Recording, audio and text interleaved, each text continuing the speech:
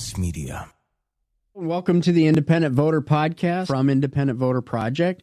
We're going to expand a little bit. A new era of independent voter news that the journalists just don't cover, where we have these debates on a national level, really taking on issues so that people have more educated disagreements with each other.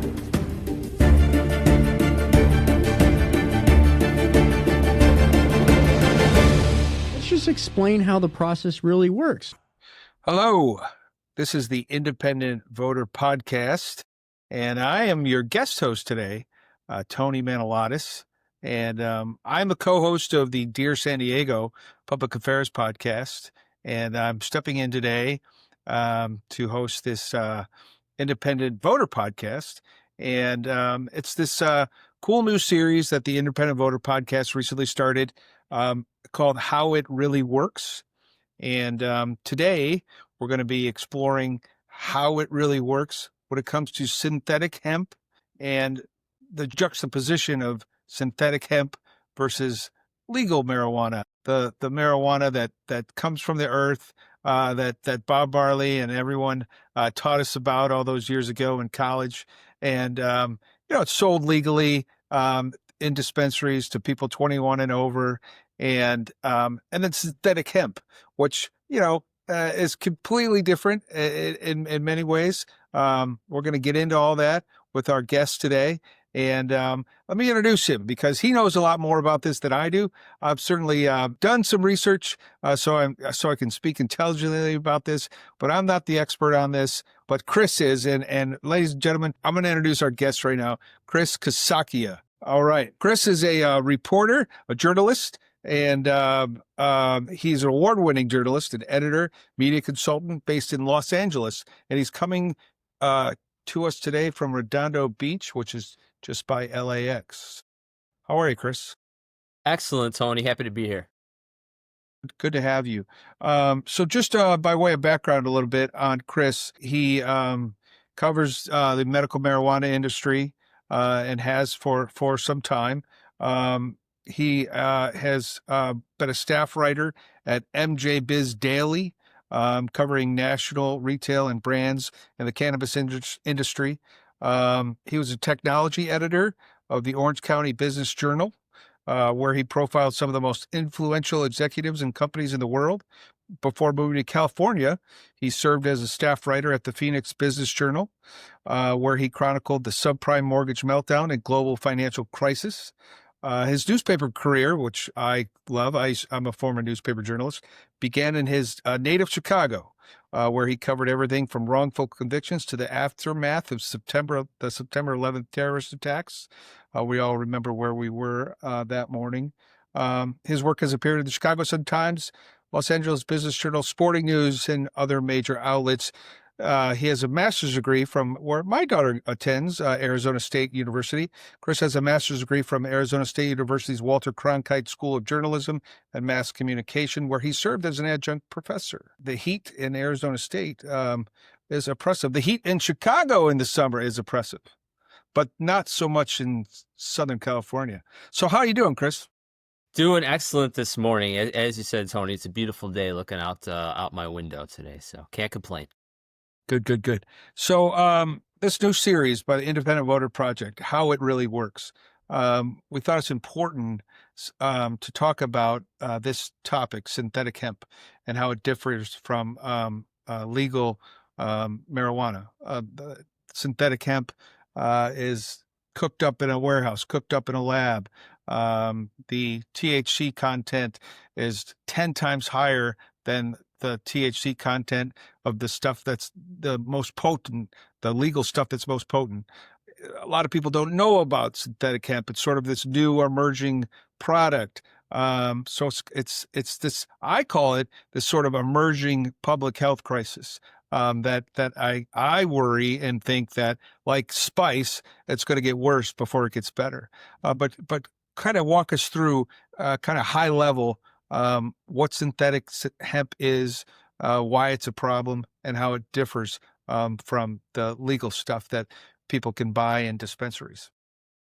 So I mean, it kind of gets very complex because, in the 2018 Farm Bill, Congress essentially legalized hemp THC at 0.3% dry weight. So because they did that, it kind of opened this door for these kind of products to be sold nationwide, direct to consumer, very little regulation, if any, basically zero regulation from the federal side. So basically states kind of had to take this up on their own. But the federal Farm Bill 2018, which again, repeat, what did that do? The Farm Bill of 2018 essentially legalized hemp, which is, the government definition of hemp is 0.3% THC. So they legalized hemp at no higher, but at 0.3% dry weight. Okay. Dry weight. But this is an unintended consequence of that, Yes. right? Okay. So explain. You can certainly say that. You can, or you could say for some operators, it probably was an intended consequence for some of them because, they saw this opening. So why did they legalize hemp at 0.3% max? And then what's this stuff that's I think the idea, Tony, was at the time, and again, we at the time in 2018, there was nothing like the hemp product market, low dose THC that we see today. It really did not exist in 2018. 2018, if you remember, was kind of like the CBD era. Of course, we had regulated cannabis, which we'll just think of as just traditional marijuana. But in 2018, when this bill passed, it was a lot about using industrial hemp for a lot of different reasons. Clothing, baggage, a lot of different industrial uses.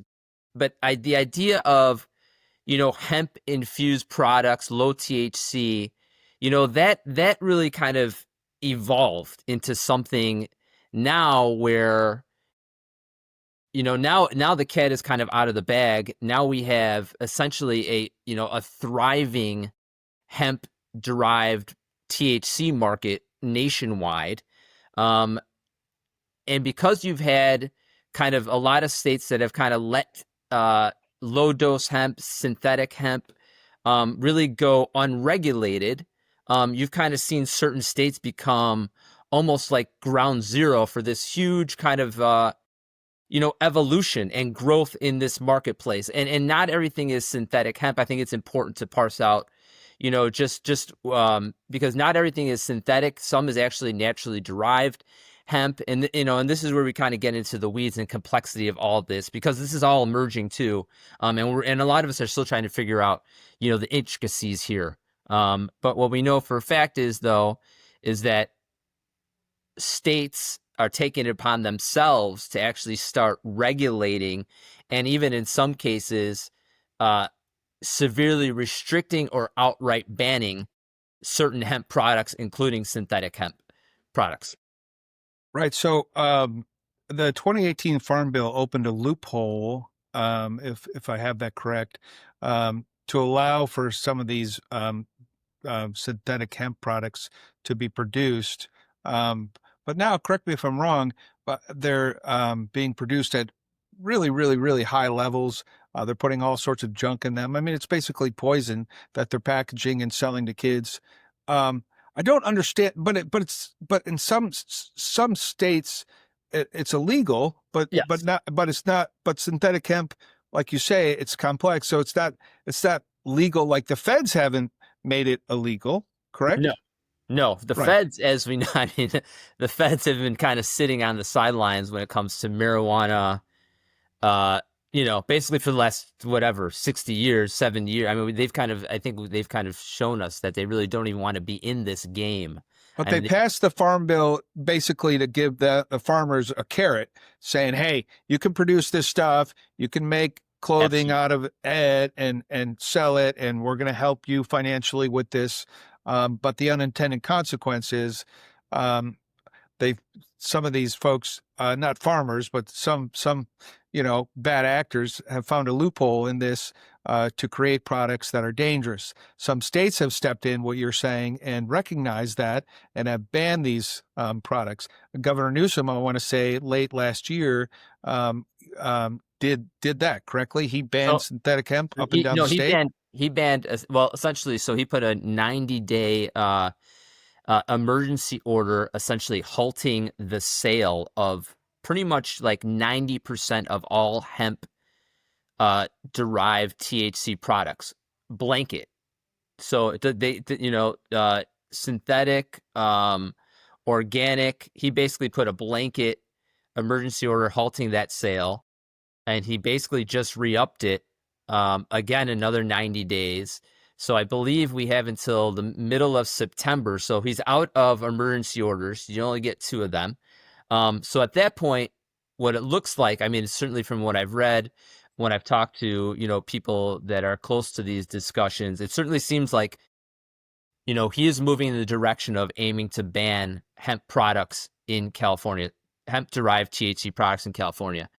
And the reasons are kind of, I think that a lot of folks have a lot of different thoughts on the reasons behind doing that. Well, yeah, let's get into that. I mean, the synthetic hemp is cooked up in a warehouse, right? We don't know manufacturers essentially. I mean, this is kind of like the murky business of anytime you're dealing with distillates or raw components. It's just hard to. First of all, there's no track or tracing of just any hemp product.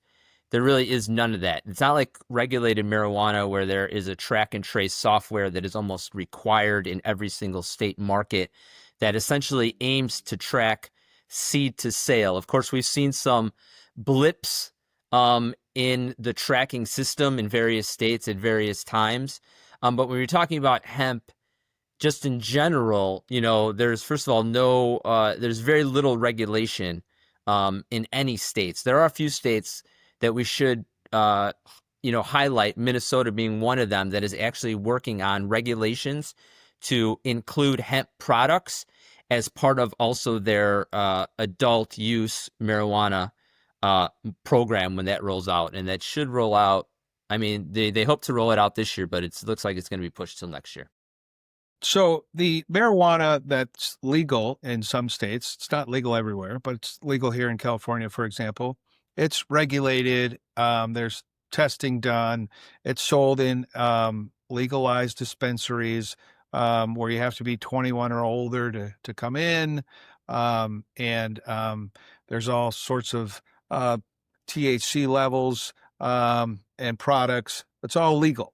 The synthetic hemp, what they're basically doing, correct me if I'm wrong, Chris, is they're taking THC and adding stuff to it. We don't know what, but because there's no ingredients on the packaging, right? They're adding metals, maybe sometimes fertilizer, maybe even sometimes fentanyl. They're just juicing it up, so it gives this immense high, which in many cases is 10 times higher than the strongest legally sold. I don't want to put exponential increments here, because again, it's just so foggy, and there's really there's no data house that says this is going on. But we know certainly there are isolated incidents of this happening nationwide. Right. Probably some of it's been bought by the legal folks who have tested it, and that's where I get this 10 times stronger, and that's pretty darn strong. I mean, let's be honest. It's in some cases it's putting kids in the ER. The issue is that there's many issues, but we don't know what's in it. There's no ingredients listed, and it's packaged and marketed to kids and sold in smoke shops, liquor stores, gas stations, and the unregulated. Kids can go into these places at any time. That you don't have to be 21. Some of these places are open 24/7, and they can go in there and buy this stuff that in some cases, Chris, tell our listeners, looks like a package of Skittles, right? Well, I mean, I think, you're talking about packaging, certainly, again, because you're dealing with and we should couch this by saying, in certain states, because again, Yes. again, there have been states that have outright banned not only synthetics, but hemp derived products, or put severe restrictions on them. But yeah, yes, in certain states, there is, zero regulations, zero enforcement. And this is, I think, what has bubbled up to be so problematic.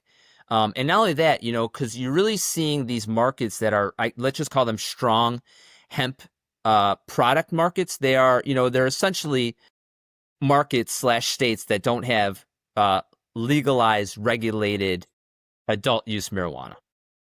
So they've really kind of grown and expanded in certain states across the country. But of course, because the 2018 Farm Bill, it allows direct to consumer, which is in the legalized regulated marijuana industry, that does not exist. You cannot do that. There's no buying weed over the internet and then mailing it to you. You can buy it online, like in San Diego where you're at, but you have to go to the dispensary and actually pick it up. Can you purchase synthetic hemp online in California? Can if I'm a kid who's 16 years old, can I go online and buy it? You can buy it. Theoretically, we have a law that says you cannot, you're not supposed to sell, buy, transmit synthetic hemp in California. Of course, if we go online in 5 minutes, I'm sure that we can find exactly what you're talking about and get it delivered to our doorstep, within a couple of days. Because again, there's no enforcement mechanisms, which is one of the main criticisms of what Newsom has done here. You're basically putting restrictions, putting in laws with essentially no teeth. There's no enforcement mechanisms, meaning the law enforcement, which is already sort of strapped, it doesn't have a lot of bandwidth. But what you're saying is even though the governor's put a moratorium on the sale of this, how is that enforced? Well, he has, there have been isolated raids, here and there. Again, a blip. So if I'm a parent, what do I need to know? Like, so my son, I have 12-year-old boys. They're twins. I'm assuming, they can go into a smoke shop and buy this stuff. And that's very concerning to me. So as a parent, what do I need to know? Because sometimes these kids are ending up in the emergency rooms, and this is such a new and emerging crisis, public health crisis, that the ER docs aren't overly familiar with what's going on, and sometimes are misdiagnosing these synthetic hemp overdoses. So as a parent, what do I need to know, Chris? I think, education, talking to your kids about what is legalized marijuana, having, these type of conversations. I am a big advocate of the plant. I have been covering the industry, since 2019. I think I am all about normalizing the plant, bringing it out, letting kids know this is for adults only. This is not for you. So I think, having these conversations with your, like with alcohol, it's the same thing, think about having these same conversations about alcohol with your kids. I think that, you should be having these same conversations about marijuana, certainly about hemp, synthetic hemp, and just, it gets a little, I agree with you, but it's like with alcohol and marijuana, they know that they can't buy this stuff until they're 21. With this stuff, they can go and buy it today. We do have conversations with them about prescription drugs. Everyone's concerned about prescription drugs because they're dropping fentanyl. They're cutting that stuff up sometimes and dropping fentanyl in. But we've never had a conversation with them about synthetic hemp. It's just, I don't think a lot of parents have, right? Because it's a new problem. Yes, absolutely. So that's why I think it's just incumbent on guardians, parents, to really kind of get educated on just, this is what's out there, and especially, and just because you can buy it, it doesn't mean it's good for you, and it's potentially really dangerous. And we just, again, what we tell them is never take anything from someone, even if your friend says, I took it, I'm fine, no big deal. If you don't know where it came from, never take anything that someone gives you. In this case, they might say, well, it came from the party store, the liquor store. So it's a different message. Even though it's sold at this store next to a package of gum, it's dangerous. And we need to have a discussion with you guys about this, right? Yep. Yes, absolutely. I think it's just one of these things that, because obviously new recreational substances come on the market continuously. I mean, every couple of years there's new things out there, and I think right. and this is one of them. Although it's kind of been in around now for quite some time, but there are new products continually like ending up at these convenience stores, head shops, right. where there's really kind of no regulation. Spice was the exactly. very right. Yeah. And that became a big public health crisis with a lot of awareness, and then that was because of all that awareness and attention that sort of was shut down. But like you say, there's stuff emerging all the time. So tell us, Chris, the impact. I understand that this is a public health crisis, and probably going to get worse before it gets better because it's sort of new on the spectrum. But tell us, what are the impacts on the legal marijuana industry? What impacts does synthetic hemp have on the legal marijuana industry? Well, I think again, I think that first of all, legal markets. So there's 24 states in Washington D.C. that have legalized recreational cannabis use, possession, retail. Although right now, I think 24 states. 24 states, including DC. Right now, there's 21 markets that you can go and buy regulated weed at if you're over 21. Okay. The hemp market. 21 and over. 21 and older. And there are some circumstances where you can get medical marijuana, which is kind of treated differently. States kind of treat it differently. There's different stipulations. Sometimes there's different cost structures. Sometimes you get, you don't have to pay taxes. Sometimes, you can get higher potencies, or you can buy more of medical marijuana because you're a patient. So there are certainly some discrepancies between the regulated adult use recreational market and the medical market. And there are some instances where if you are under 21, you can access medical marijuana, sometimes with a parental approval, but there's only a couple of those that exist. But I think what's really interesting is when we're talking about just the hemp market in general, and I will lump in synthetics with organic hemp, is that these markets are really kind of flourishing in states that do not have legalized, regulated adult use marijuana. So we're talking about a lot of the states in the South. We're talking about Texas, which right now, so Governor Abbott, so the Texas legislature has essentially approved a ban on all hemp products in Texas, which would be a monumental killer for the industry, because the hemp industry has really kind of found a home in Texas. And you can argue that Texas probably has the largest hemp product market in the United States, with big players that actually do testing on their products. They do provide certificates of analysis on their products. They do age gate. So again, it's hard, you don't want to make some broad sweeping generalizations here, because there are companies, doing it right in some ways and being transparent.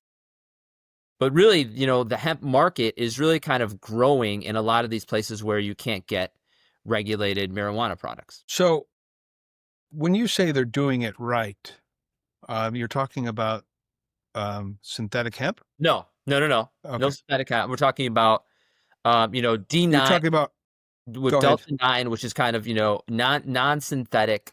Again, it's almost impossible to prove what's synthetic or not, because they're not tested that way. So, we have to. So give me an example of what you mean by they're doing it right. So, there are companies that have been responsible hemp product makers that they actually age gate, like you would, because here in so in a state like Texas where marijuana is not legal, right? It's not legal. It's not legal. So there's no dispensaries in Texas selling it legally. No so what's cropped up then to fill that market is some, what you're saying, some good actors Yes. who are selling hemp products, which are selling, organic hemp products, and they are providing a certificate of analysis, which essentially says, it breaks down here's what's in it, here's why it's safe, blah blah blah. But then there's some bad actors, obviously, of course, in that state and everywhere. Yeah, right. everywhere. And not only that, you're talking about international bad. So this is where the problem is because it's direct to consumer. You can essentially buy this stuff. We'll just call them hemp products, just in general. You can buy them anywhere, and they can get sent to your door. Even in California, we have a ban. If we go on our computer right now, we can get it. We can get them delivered to our door, and a cop is not going to show up at that door and intercept it. So that is kind of one of the major differences between regulated cannabis and any hemp is you can go direct to the consumer online. And the impact on the legal dispensaries, I imagine that this is cutting into their business. Of course, I mean, look at any Vice product, they all look at each other as competitors of sorts. Sure. So if I own a legal dispensary and this junk is being sold 24/7 at smoke shops, head shops, liquor stores, it's more than likely cutting into my business. That's just not bad for me and my employees, but that's bad for California, right? Because the less legal marijuana I sell, the less tax revenue there is to pay for the goods and services that we voters voted in and are entitled to. Correct? Yes, I think that this is what's interesting about California, because Newsom is kind of went out and made these executive orders, these emergency orders, and there's a lot of folks who think that he did that as a protection mechanism for the regulated legal marijuana industry, even though you can also argue that the state of California has done very little for the regulated marijuana industry because they're solely high taxed. They face so much regulations. If you are you have to everybody right. Everybody looks at the business and from the outside is like, man, I wish I was, but and the margins are thin. It's a tough business, right? You need an insane amount of capital just to get in the game, to get one of these licenses. Of course, it's a lot different now since we're a mature market. But when we were talking about when new markets open up, you're talking about hundreds of thousands of dollars, up to $1 million to get in the game, to hire lawyers, to go through application processes. Just to get in the game. To secure a license. A lot of these states make you, they require you to have real estate. So a lot of times you're paying monthly rent on a business that is technically not even opened. So there is all these money grabs, and really, the government and regulators are the ones that have kind of set up, this system that has really been so challenging. And California is by no means, an outlier here. This is going on in almost every single market in the United States. There's similarities in almost every single market. Right. It's a tough business to operate and run successfully. And then you have these bad actors that make the margins even thinner. So, but your point you were making, I wanted you to finish that point is, some people think that the governor put these moratoriums in place to help the legal marijuana industry, but you're saying finish that point. I think it's, you can make that argument, surely, because of course they are competing against the regulated market, where not only that, these companies are paying outrageous annual license fees, permitting. I mean, you're talking in some instances, $100,000 cities charge businesses in New York. So do you think he put these moratoriums in place? I guess it really doesn't matter what his motivation is, but I would assume that just from a populist perspective, he did it because of the public health crisis. There's no doubt about it. Children have been, what he's talked about from day one when he talked about this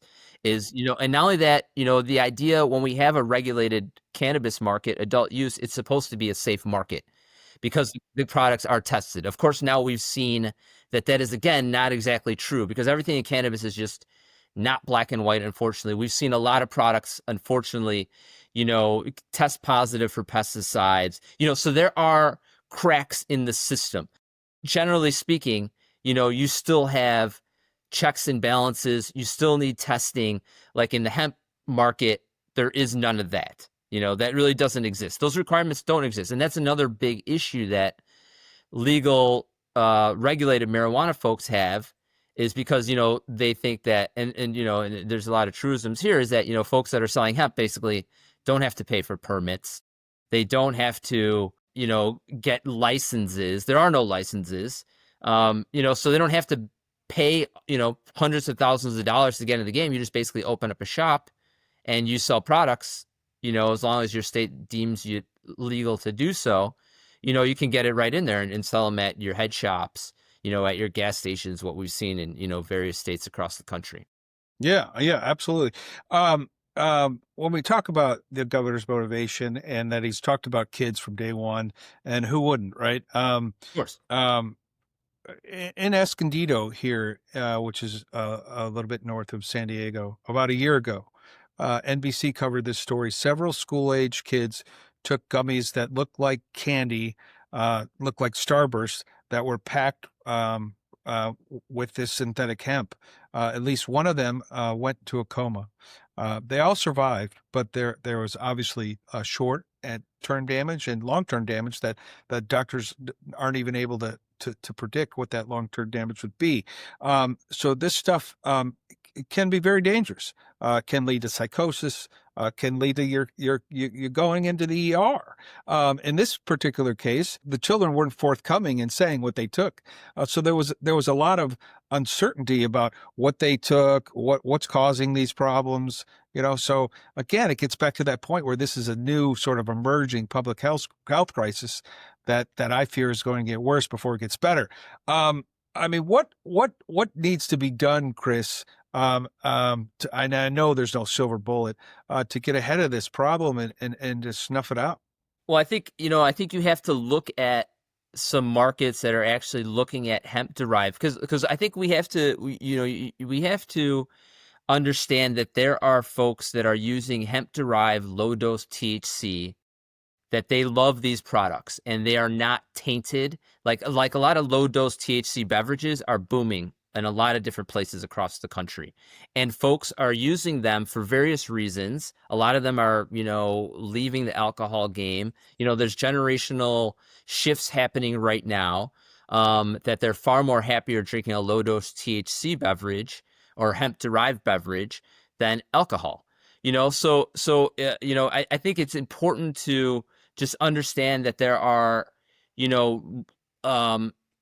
good, well-meaning products out there in the hemp space. We just can't lump. So you're saying we can't throw the baby out with the bathwater? Because it's just, there's too many, players involved. You have state dynamics here. So if you had a magic wand, then what would you do? So I think it's what's interesting. I think you have to look at a place like Minnesota. I think Minnesota is really going to kind of be the test case, the white paper, if you will, because they are actually going to incorporate the hemp products and regulated marijuana products in the same marketplace. So we're going to see when they open up that marketplace sometime next year, early next year, most likely, that we're actually going to see a fully regulated cannabis market and a fully regulated hemp market. And again, I think, there are a lot of solutions here. Age gating, can't buy it until you're 21. You can only get it at, and again, this is even argumentative because liquor stores, of course, want in on the action. Sure. But of course, the regulated marijuana industry does not want to give liquor stores, access to retail, and then they're shut out. So, there are these kind of little mini battles also kind of being waged around access, retail. But it's going to be interesting to see because Minnesota is actually going to regulate both products. When is that going to start happening? So they are working on their rules and regs right now. They have started the permitting process right now in Minnesota. We had thought that they would open the market in 2025. It does not look like they're going to do that. So we can expect this market to open early next year. So we keep an eye on Minnesota. Absolutely, with a functioning, regulated adult use cannabis and hemp marketplace, because Minnesota has kind of been one of the biggest markets for hemp derived THC beverages in the country. You can argue it's kind of been the headquarters of the movement. So I appreciate what you're saying, and I understand the wisdom there that, hey, Minnesota's a good test case, and let's keep an eye on Minnesota. But I don't know, Chris, that a state-by-state solution is the best solution. These states, correct me if I'm wrong, there's not a state in the union that has an FDA, right? Wouldn't it be a strong solution be for the feds to legalize marijuana, the feds to adjust that farm bill and legalize hemp? So there are regulations and safety nets put in across the board instead of sort of like piecemeal. What do you think about that? Well, of course, yeah. An ideal world, of course, we would love to have all these things. But again, right. Our That's too pie in the sky, huh? Yeah. Our federal government has again, told us time and time again, we do not want into this industry. Yeah. We're going to avoid at all costs to get in this industry. Yeah. And there is some discussion though, because the Farm Bill. We don't want the Federal Drug Administration, the one that actually knows what the heck they're talking about, and knows how to test this stuff, and that people trust. We don't want them involved in this. Well, there are going to be, there are some folks that are looking at, so the Farm Bill is supposed to be renewed every 5 years. They've basically kicked that down the road. So it's supposed to be renewed in 2023. They kicked it down the road. It has not been renewed yet.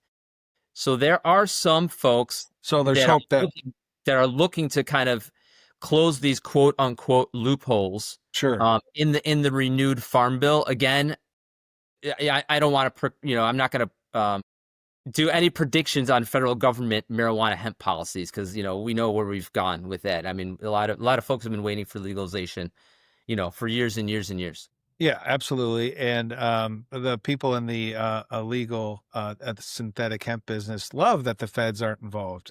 It's just the regulator's going to get involved. They're going to have to pay to get in the game. They're going to have to pay fees, permitting, like what marijuana companies do. So it'll be interesting to see how those structures kind of roll out in terms of cost, because that's been one of the major gripes of legalized cannabis businesses is, they've been taxed to hell, and they've been, they pay so much in regulatory compliance. And while these other folks basically, get free shot. Right. Yeah, freely. Tell me if this is correct, that in some cases, big tobacco and big liquor are behind some of the capital for this synthetic hemp. Who is behind? It's not just a warehouse where some guys are decided to like cook this stuff up. It's more sophisticated than that. Where's the money come from? I think when you're talking about established conglomerates, they're not going to get into the synthetic game, because there's no reason for them to kind of get caught up into something that's going to that's going to look bad on the brand. A lot of them are all about protecting the brand. So, you've seen some alcohol producers get into the low dose hemp derived THC space, where you're talking about their federally legal products. And we've kind of seen a lot of this happen. And not only that, you're seeing, traditional beer companies, craft beer companies even, low dose THC. Sure. But market. What, if you follow the money, like who is creating, who's responsible for creating and packaging this poison that's being sold at the smoke shop 24/7? These are independent players here, screwing up the game. This is not big money going after the synthetic space, because the market is not, the synthetic space is not the market.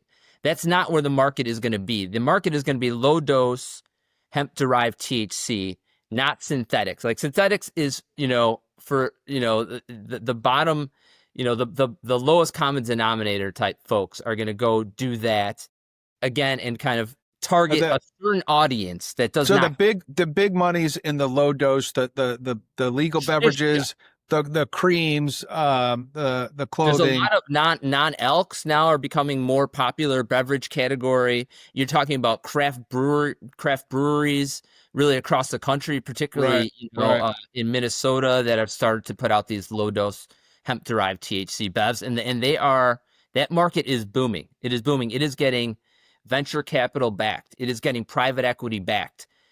It's really one of the, and this is another interesting thing because, everything is so convoluted in the cannabis space. You're actually getting regulated cannabis companies, licensed cannabis companies that are going into the hemp market because that is where the growth of the business is. So, so even then, there's not really just, everything is just such a gray area when we talk about this industry and the players involved. The gray market and the gray area within the gray market. Well, hey, I really appreciate you coming on and helping us understand how this really works. You've been fantastic, Chris. Chris, where can folks find you and your stuff? Yeah, so definitely I'm doing some work right now for Cultivated Media that covers the cannabis industry. They do a daily podcast. I just started recently doing some freelance work for the Chicago Sun-Times, my hometown paper, which I'm pretty excited about. And I'm thinking about possibly going on my own and doing my own thing in the cannabis space, but that would be to be determined. And any social media handles that you want to share where people can follow you, follow your work? Yes, Twitter is C Casacchia, CCASACCHIA. Instagram, CSAK24. And LinkedIn, just hit me up, Chris Casacchia. I post pretty frequently there on industry developments, and also link my stories. Outstanding. And those of you who are interested in more of the How Does This Really Work series or any of the Independent Voter podcast, check us out wherever you listen to your podcast, Apple, Spotify. And you could also go to ivn.us to do a deeper dive. You can find us on all of the social networks as well. And, we are going to be coming at you more frequently with the How Does It Work series to let folks know what's going on, to make sure that not just voters, but lawmakers, parents, and others have a deeper understanding of some of these issues that are flying under the radar. And Chris, we thank you so much for helping us get smarter on synthetic hemp. Thank you, Tony. I appreciate you guys inviting me on. Hopefully we cleared some of this up. I know it's a convoluted, sector and product lineups, but I think it's important that, the more we know about these products, just the better we are. Absolutely. Thanks again, Chris. This is Tony Manilatis signing off for the Independent Voter Podcast. Thanks for listening.